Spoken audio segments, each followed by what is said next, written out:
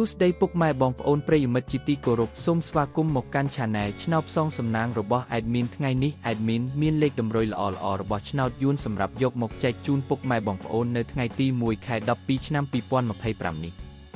ដូចនេះ Admin មិនចង់ចាយពេលវេលារបស់ពុកម៉ែបងប្អូនយូរតោះយើងមកតាមដានលេខតម្រុយឆ្នោតរបស់យើងទាំងអស់គ្នា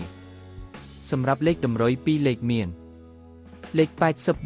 84លេខ22និងចុងក្រោយលេខ95សម្រាប់លេខតម្រុយអូស2លេខមានលេខតម្រុយទី1អូស80និងលេខតម្រុយចុងក្រោយអូស20សម្រាប់លេខតម្រុយ3លេខមាន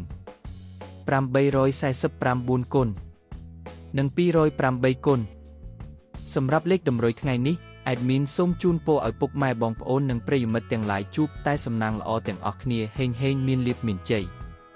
ជាចុងក្រោយសូមកុំភ្លេចជួយចុច Subscribe និង Comment ហើយដាក់សញ្ញារូបកណ្ដឹងដើម្បីជាការផ្ដល់កម្លាំងចិត្តមកកាន់ Admin ជាពិសេសងាយស្រួលតាមដានវីដេអូថ្មីៗនិងលេខតម្រុយល្អៗជាប្រចាំថ្ងៃជាមួយ Admin សូមគោរពលាពុកម៉ែបងប្អូនពី Admin ឆ្នោតផ្សងសំណាងសូមសំណាងល្អទាំងអស់គ្នាសូមអរគុណ